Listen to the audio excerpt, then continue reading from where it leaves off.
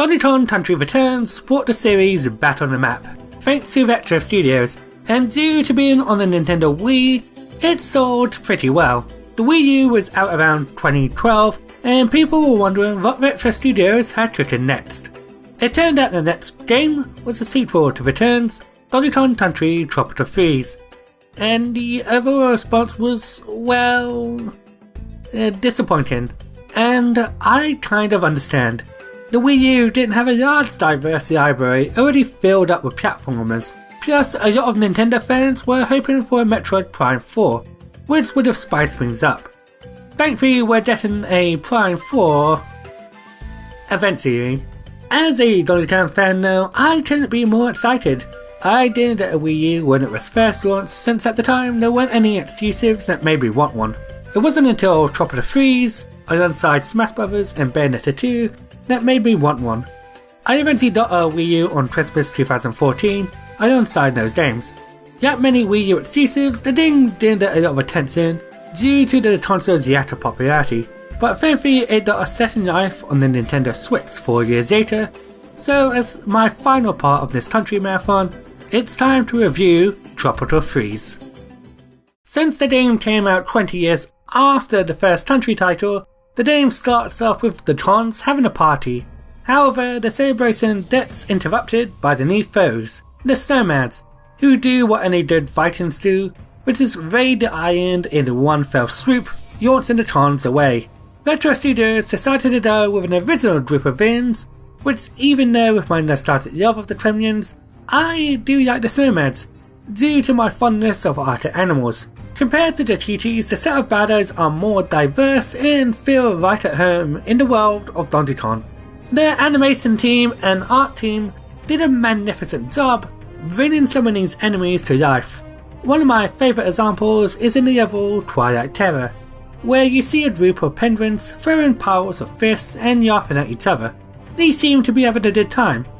Another one is in the level Reckless Ride, where a penguin crashes its wooden mech and ejects out of its seat, and at the end of the level, if you wait long enough, you see the penguin parachute to safety, only to be eaten by a man-eating plant, which hints at the next level to come.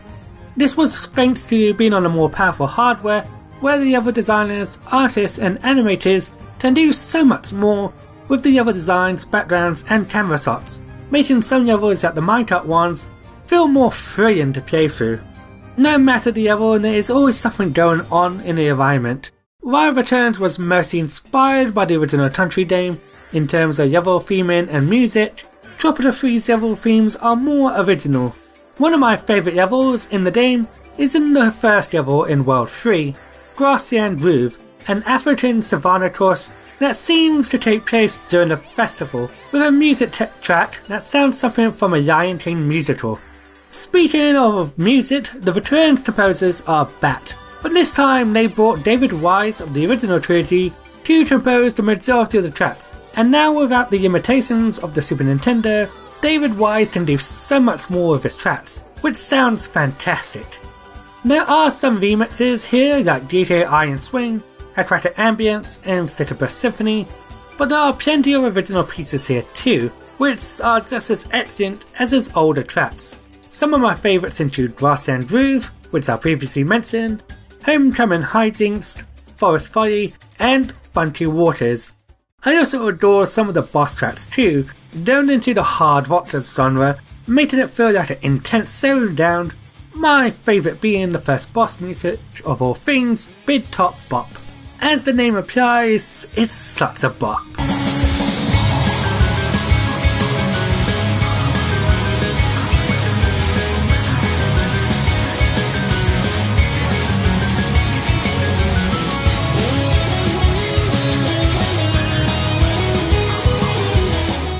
If you played Returns before, then Tropical Freeze will feel familiar. There are puzzle pieces, cognates, the same mediocre bonus films, and Donkey Kong's movement feels familiar, but now with the option to use the standard button controllers. There are some notable changes that make Tropical Freeze so much better.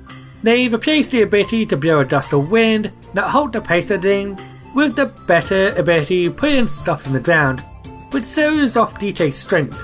that are used in some creative ways without disrupting the flow of the gameplay. Digitron is back with the same abilities, but this time they are joined by Ditsy of DKC2 and 3 fame, and Transiton, who makes his playable debut in the series. Diddy plays that he did in Returns, but I hardly used him as Ditsy can not only hover similar to him, but has an extra jump that can make Diddy obsolete. To make Diddy stand out more, I think they should have given him a different ability, perhaps like an air dash. While Ditsy is certainly the best character to use, there were times where I found Transiton to be useful, thanks to his Scrooge McDuck polar jump, which can be used to bounce on spiked enemies and platforms. It's a shame that you have to use Doddytron in the party in the main campaign, but at least when you're in locked hard mode, as well as time trial, you can pick any character you want solo. In the Switch version, you can play Fuddytron instead of DK, who makes the game a bit easier as he can stand on spikes, double jump, roll continuously, and breathe underwater indefinitely. Right, the underwater stages. Yeah, Tropical Freeze also brings back the underwater levels that were stripped in Returns. Unlike the older country titles that you had to mash the jump button to move underwater, similar to Super Mario Bros., Tropical Freeze allows you to swim free as well as attack enemies with the spin attack, which feels great to control. My only critique with the underwater stages is that the cons have an air meter, but thankfully this isn't too big of an issue, as there are plenty of air bubbles that are hardly worried about drowning. There are also secret exits, which I do like in theory, but the secret exits are located at the end of the course, meaning if you want to know all the paths, you need to go through the entire levels twice. Minecart and water barrel stages are back too. I enjoyed the minecart stages in this game, especially with the camera experimentation, but like Returns, I didn't really care for the water barrel stages, especially since they are controlled the same here, with the jump button to ascend and letting go to descend. Thankfully though, both stages have been improved, as now you only die in a couple of hits instead of one hit like the previous game. Sadly, Rambi is still the only rideable animal buddy in this game that only appears in 3 levels.